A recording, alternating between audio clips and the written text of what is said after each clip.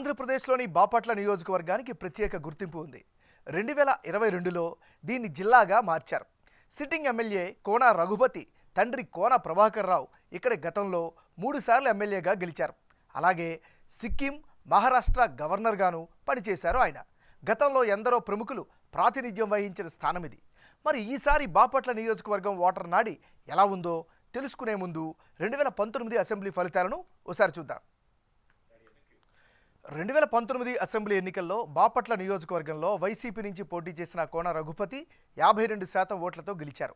గత ఎన్నికల టైంలో వైసీపీ వేవుతో పాటు జగన్ హవా ఉండడం కోన రఘుపతికి మరింతగా కలిసి వచ్చింది. అలాగే టీడీపీ అభ్యర్థి అన్నం సతీష్ ప్రభాకర్కు 42% ఓట్లు దక్కాయి. జనసేన అభ్యర్థిగా పోటీ చేసిన లక్ష్మీ నరసింహకు 3% ఓట్లు వచ్చాయి. మరి ఈసారి ఎన్నికల్లో బాపట్ల సెగ్మెంట్లో రాజకీయం ఎలా ఉండబోతోందో big TV exclusive detailed election సర్వేలో వెల్లడైనటువంటి అభిప్రాయాలను ఇప్పుడు పరిశీలిద్దాం. వైఎస్ఆర్ కాంగ్రెస్ పార్టీకి చెందినటువంటి నాయకుడు గాదే మధుసూదన్ రెడ్డి. మరి ఆయనకు రానున్న ఎన్నికల్లో అనుకూలమైనటువంటి అంశాలేమిటి పరిశీలిస్తే, తండ్రి గాదే వెంకటరెడ్డి వారసత్వ రాజకీయం ఖచ్చితంగా అనుకూలమైనటువంటి అంశంగా కనిపిస్తోంది. ఇక నియోజకవర్గంలో వైసీపీ కేడర్ నుంచి పూర్తి స్థాయి మద్దతైనే ఈయన పట్ల కనిపిస్తోంది. బాపట్లలో ఇమేజ్ పెంచుకునే ప్రయత్నాలు కూడా గాదే మధుసూదన్ రెడ్డి గట్టిగా చేస్తున్నారు. ఇది ఆయనకు ఉండేటటువంటి అనుకూలమైనటువంటి అంశాలు. మరి గాదే మధుసూదన్ రెడ్డికి మైనస్ పాయింట్స్ ఏంటి పరిశీలిస్తే, ప్రస్తుత ఎమ్మెల్యేపై ఉన్న వ్యతిరేకత, అవినీతి ఆరోపణలు ఈయనకి మైనస్ అయ్యే అవకాశం కనిపిస్తోంది. మరోవైపు బాపట్ల నియోజకవర్గంలో తీవ్రమైనటువంటి మంచినీటి సమస్య కనిపిస్తోంది. దీన్ని ఎలా ఎదుర్కొంటారనేటటువంటి ఒక నెగిటివ్ పాయింట్గా కనిపిస్తోంది. మరోవైపు డ్రైనేజీ సమస్యలు, గ్రామాల్లో కరెంటు కోతలు విపరీతంగా ఉన్నాయి. ఇది ఈయనకి సంబంధించినటువంటి ప్లస్లు, మైనస్లు. తెలుగుదేశం పార్టీకి చెందినటువంటి నాయకుడు వేగేశన నరేంద్ర వర్మ. మరి నరేంద్ర వర్మకు రానున్న ఎన్నికల్లో అనుకూలమైనటువంటి అంశాలేమిటి? గత 4 ఏళ్లుగా గ్రౌండ్లో యాక్టివిటీస్ని బలంగా చేస్తున్నారు. అదే అనుకూలమైనటువంటి ఫ్యాక్టర్. మరోవైపు ప్రతి ఇంటికి కూడా ప్రచారాలని చేస్తూ ఉండడం, ప్రజలతో మమేకమవుతుండడం మరో అదనపు బలం. మీ మాట నా బాట పేరుతో నియోజకవర్గంలో ప్రచారాలను నిర్వహించారు. దీనికి మంచి స్పందన అయితే కనిపిస్తోంది. మరీ ముఖ్యంగా వేగేశన ఫౌండేషన్తో పేదలకు సహాయాలు చేస్తుండడం కూడా ప్రజల్లో నరేంద్ర వర్మపై పాజిటివ్ ఫ్యాక్టర్ కనిపిస్తోంది. ఇది నరేంద్ర వర్మకు ఉండేటటువంటి అనుకూల అంశాలు.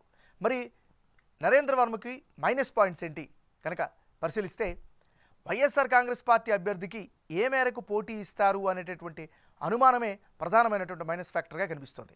ఇది ఈయనకు ఉండేటటువంటి ప్లస్లు, మైనస్లు. రానున్న ఎన్నికల్లో బాపట్ల నియోజకవర్గంలో ఎవరెవరు బరిలో ఉంటే ఫలితాలు ఏ విధంగా వచ్చే అవకాశం ఉందో పరిశీలిద్దాం. కోన రఘుపతి వర్సెస్ వేగేశన నరేంద్ర వర్మ. వీళ్ళిద్దరి మధ్య అంటే ఇప్పటికిప్పుడు బాపట్ల నియోజకవర్గంలో ఎన్నికలు జరిగి వైసీపీ నుంచి మళ్ళీ కోన రఘుపతి, తెలుగుదేశం పార్టీ నుంచి వేగేశన నరేంద్ర వర్మ బరిలోకి గనుక దిగితే గెలిచే అవకాశాలు తెలుగుదేశం పార్టీకే ఉన్నాయని బిగ్ టీవీ సర్వేలో తేలింది. నరేంద్ర వర్మకు 48% ఓట్లు వస్తాయని, కోన రఘుపతికి 46% ఓట్లు వస్తాయని సర్వేలో తెలుస్తోంది. ఇక ఇతరులకు 6% ఓట్లు వచ్చే ఛాన్సెస్ కనిపిస్తున్నాయి. ఈ గెలుపుకు ప్రధాన కారణం నరేంద్ర వర్మ పర్సనల్ ఇమేజ్తో పాటు ఇటీవల నియోజకవర్గ వ్యాప్తంగా నిర్వహించిన కార్యక్రమాలు అని తెలుస్తోంది. ఇక ప్రస్తుత ఎమ్మెల్యేపై ఉన్న వ్యతిరేకత కూడా ఆయన గెలుపుకు కారణంగా కనిపిస్తోంది. ఇక మరో సినేరియాలో గాదే మధుసూదన్ రెడ్డి, వేగేశన నరేంద్ర వర్మ గనక బరిలోకి దిగితే పరిస్థితి ఎలా ఉంటుందో ఇప్పుడు పరిశీలిద్దాం. అంటే ఇప్పటికిప్పుడు ఈ సినేరియాలో ఎన్నికలు జరిగితే బాపట్లలో వైసీపీకి గెలుపు అవకాశాలు ఎక్కువగా కనిపిస్తున్నాయని బిగ్ టీవీ సర్వేలో తెలుస్తోంది. వైసీపీ అభ్యర్థి గాదే మధుసూదన్ రెడ్డికి 49% ఓట్లు, తెలుగుదేశం పార్టీ అభ్యర్థి వేగేశన నరేంద్ర వర్మకు 44% ఓట్లు, ఇతరులకు 7% ఓట్లు వచ్చే ఛాన్సెస్ కనిపిస్తున్నాయి. ప్రభుత్వ పథకాలు, బాపట్ల ప్రత్యేక జిల్లాగా ఏర్పాటు కావడం, మెడికల్ కాలేజీల నిర్మాణం, స్కూళ్ల అభివృద్ధి, ఇండ్లు కట్టుకోవడానికి 150 చదరపు గజాల స్థలాలు ఇవ్వడం ఇవన్నీ వైసీపీకి ప్లస్ కాబోతున్నట్లు సర్వేలో తెలుస్తోంది. పులివెందుల తర్వాత బాపట్లలోనే 150 గజాల స్థలం ఇచ్చారు. ఎస్సీ, బీసీలతో పాటు కాపు సామాజిక వర్గంలో కొందరు సపోర్ట్ ఇవ్వడం కూడా వైసీపీకి ప్లస్గా కనిపిస్తోంది. అయితే వైసీపీ ఇన్ఛార్జిగా నియమితులైన గాదే మధుసూదన్ రెడ్డికి సెగ్మెంట్లో అంత పట్టు లేకపోవడం ప్రధానమైనటువంటి మైనస్గా కనిపిస్తోంది. బాపట్ల నియోజకవర్గంలో తెలుగుదేశం పార్టీ విషయానికి వస్తే పటిష్టమైనటువంటి పార్టీ క్యాడర్ ఉండడం, వేగేశన ఫౌండేషన్తో నరేంద్ర వర్మ సహాయ సహకారాలు చేయడం, గత 4 ఏళ్లుగా గ్రౌండ్లోనే ఉండడం, టీడీపీ కన్సాలిడేటివ్ ఓట్లన్నీ ఇవన్నీ టీడీపీకి కీ ఫ్యాక్టర్గా మారుతున్నాయని సర్వేలో తేలింది.